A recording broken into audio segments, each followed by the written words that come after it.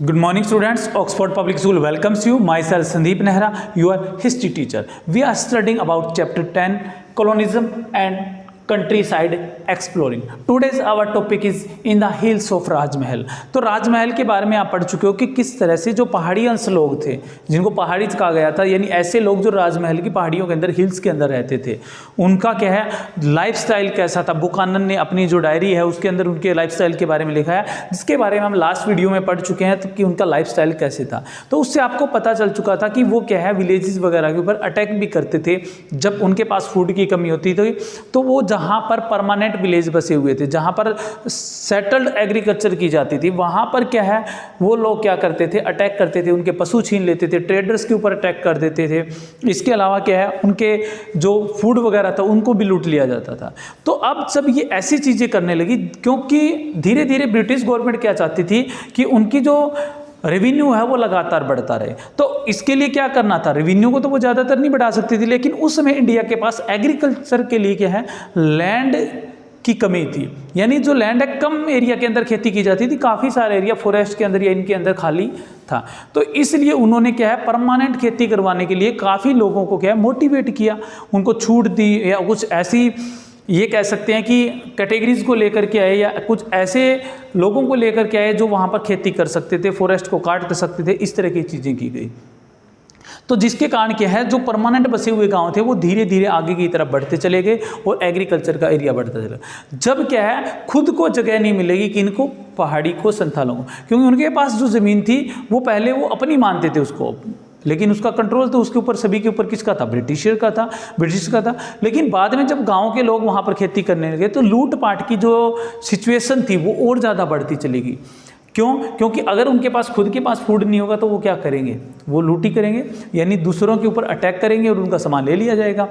तो इस तरह से जैसे जैसे परमानेंट एग्रीकल्चर बढ़ती गई, परमानेंट विलेजेस सेटल्ड होते गए, तो उसी के तरीके से क्या है जो पहाड़ीज थे वो पहाड़ी के अंदर की तरफ यानी ऊपर की तरफ चलते चले गए। अब कोई भी एग्रीकल्चर होती है कहाँ पर होती है एग्रीकल्चर, मान लीजिए कि ये क्या हिली एरिया है तो एग्रीकल्चर आपको नीचे के एरिया में मिलेगी। हाँ, ये तो नहीं है कि यहाँ मिलेगी।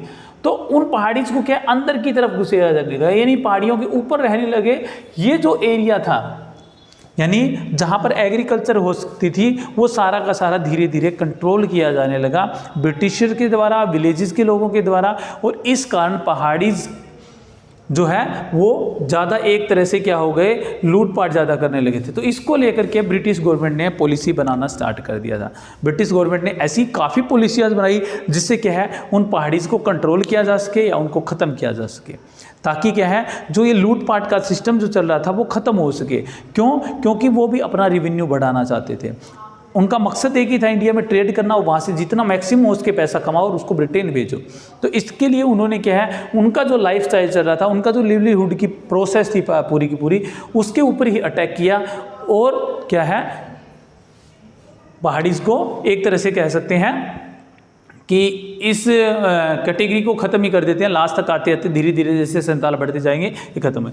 तो सबसे पहले पॉलिसी के बारे में दे रखा है, तो आपके टॉपिक भी बन सकता है अलग से, 3rd मार्क्स में भी पूछा जा सकता है। वैसे ही अलग टॉपिक नहीं दे रखा, इसी टॉपिक के अंदर एक पैरा इसके ऊपर दिया गया है, लेकिन अलग बाई चांस 3rd मार्क्स में भी पूछ लिया जाए तो ये क्या है डिटेल्स आपको राइट करनी है। तो British policy to control pahadis, यानी पहाड़ी को कंट्रोल करने के लिए ब्रिटिशर ने कौन कौन सी पॉलिसी दी। तो सबसे पहले 1770 के अंदर पॉलिसी स्टार्ट की गई थी।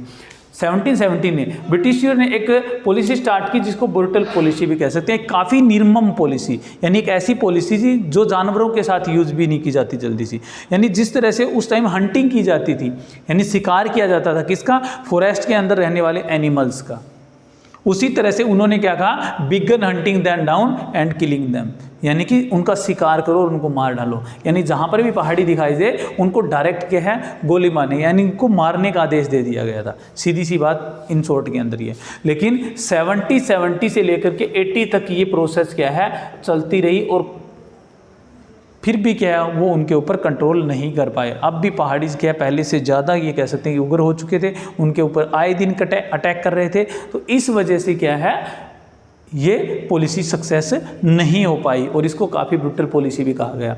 लेकिन 1880 के अंदर इस पॉलिसी में चेंज किया गया, इसी पॉलिसी में चेंज किया गया। और किसके द्वारा?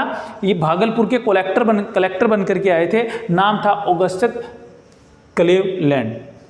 ऑगस्टस क्लीवलैंड वो वहाँ पर कलेक्टर बन के आए और उन्होंने क्या है उसको चेंज करने की कोशिश की कि पहाड़ियों के साथ पीसफुली तरीके से पेश आया जाए, उनको कंट्रोल किया जाए, उनको कुछ एक पार्ट दे करके रेवेन्यू का एक हिस्सा दे करके उनको कंट्रोल करके क्या है हम धीरे धीरे इस पूरे एरिया के ऊपर कब्जा कर सकते हैं। उनकी ये पॉलिसी थी।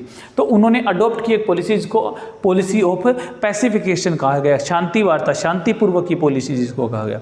उसमें क्या उन्होंने ऑफर किया? उन्होंने ऑफर किया कि जो पहाड़ीज हैं, जो पहाड़ी लोग हैं, उन पहाड़ी लोगों का जो हेड होता है उसको हम क्या है एक तरह का फिक्स अमाउंट दे देंगे, एक तरह की फिक्स अमाउंट दे देंगे, यानी एनुअल अलाउंसेस उसको क्या है दे दिया जाएगा, वार्षिक जो भत्ता, फिक्स अमाउंट एक तरह से कह सकते हैं कि उनके सामने ऑफर कर दिया गया कि इतने पैसे या जो भी हैं वो आपको दे दिया जाएगा, इसके बदले में आपको अपने मैन्स को क्या करना है, कंट्रोल करना है। यानी आपके कंट्रोल में, आपके एरिया के अंदर जहाँ के आप मुखिया हो उसके अंदर जितने भी लोग आते हैं उन सबको आप कंट्रोल करोगे, उनका जो खर्चा है वो इसी से निकालोगे। तो ये अलाउंसेज क्या है उनको देने की बात की गई पहाड़ीज के हेड चीफ को, हेड को, अपने मैन को कंट्रोलिंग करने के लिए।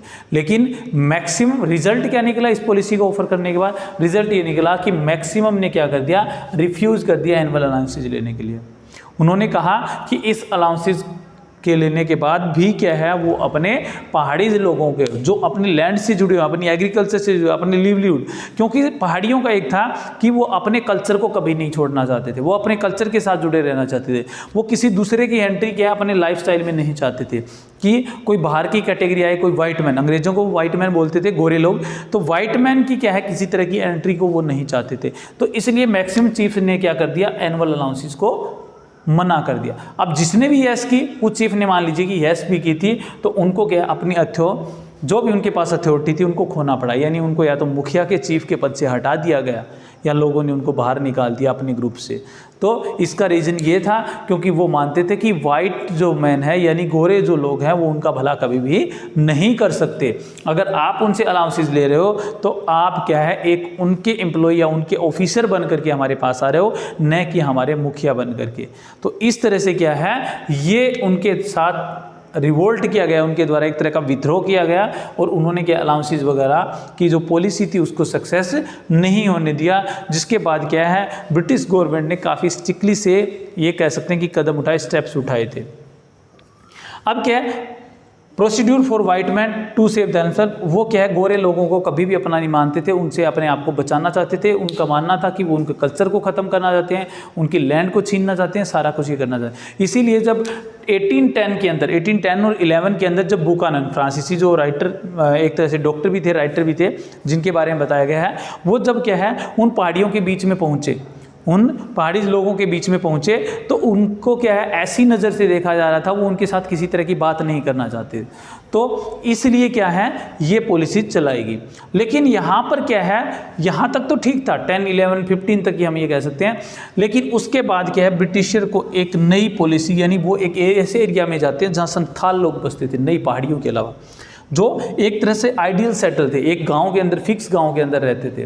तो उनको क्या ऑफर करते हैं, जिसके बारे में अगला टॉपिक भी है पूरा आपका संथाल के बारे में, उनको ऑफर करते हैं। वो आइडियल सेटल थे और उनका काम क्या था, वो जंगलों को साफ करेंगे, वहाँ एग्रीकल्चर करेंगे और फॉरेस्ट को काट करके टिम्बर्स बनाई जाएगी, यानी कि इमारत मकान के लिए यूज़ करने के लिए जो लकड़ी उस टाइम क्या है मेनली क्या है हाउसेज वगैरह मैक्सिमम वुडन्स के बनाए जाते थे, तो उसके लिए जो यूज़ होगी वो क्या होगी, जो टिम्बर है वो उनके द्वारा कट की जाएगी सारी की सारी। तो ये उनके साथ उन्होंने क्या कर ली, सेटलमेंट कर ली, किन्होंने, ब्रिटिशर ने। उनको क्या ऑफर किया गया कि एक लंबे समय तक ये ज़मीन, ये लैंड क्या है आपकी, आप इसको साफ़ कीजिए, यहाँ पर एग्रीकल्चर कीजिए। तो धीरे धीरे संताल क्या है पहाड़ी के इन निचले इलाकों में सेट होने लगी। अब यही एक ऐसे लोग थे जो पहाड़ियों से नहीं डरते थे, यानी ये उनके अटैक का क्या है सामना कर सकते थे। तो इसलिए इन लोगों ने धीरे धीरे इस एरिया में एग्रीकल्चर, अब ऑफर किया हुआ था ब्रिटिशर ने कि आपसे कोई टैक्स नहीं लिया जाएगा इतने साल तक, 20 साल तक या जितना भी था ऑफर, आगे के टॉपिक में आएगा। तो धीरे धीरे क्या है ये यहाँ पर बढ़ते गए और इनका एरिया इन्होंने पूरा का पूरा कंट्रोल कर लिया और यहाँ पर क्या चले गए जो पहाड़ी थे उनको और ऊपर तक भेज दिया गया जहाँ पर एग्रीकल्चर पॉसिबल ही नहीं थी, उस एरिया तक उनको सीमित कर दिया गया। तो इस तरह से क्या है, अंग्रेज़ों का जो लैंड का एरिया था वो बढ़ जाता है और संथाल वहाँ पर सेटल हो जाते हैं और वो अपनी प्रोसीजर में क्या चलते हैं, सक्सेस हो जाते हैं। लेकिन ये इतना इजी नहीं है। संथालों के साथ जो पहाड़ियों की लड़ाई चलती है, पहाड़ी वर्सेस संथाल चलता है, वो एक काफ़ी लंबे समय तक चलता है। 2 या 3 मैं कह सकता हूँ 20-30 ईयर्स के आसपास तक चलता है ये। तो ये सिस्टम उन दोनों के बीच में एक तरह का रिवोल्ट, आपस में अटैक करना, वॉर, ये सारी चीज़ें तो काफ़ी लंबे समय से चलती है, जिसके में लास्ट में पहाड़ियों को भागना पड़ता है, यानी उनको वहाँ से खदेड़ ही दिया जाता है और संथाल वहाँ पर क्या हो जाते हैं, सेटल हो जाते हैं। तो इसीलिए इस टॉपिक का नाम भी रखा गया था, जो कंप्लीट है टॉपिक का, इस टॉपिक से पहले का कंप्लीट का नाम भी था हो एंड प्लग। तो वो इसी के लिए है। हो जो है वो सैम्पलिंग करता है, किसको सैम्पलिंग करता है, वो पहाड़ियंस को सैम्पलिंग करता है, जो राजमहल की हिल्स के अंदर पहले से रह रहे थे।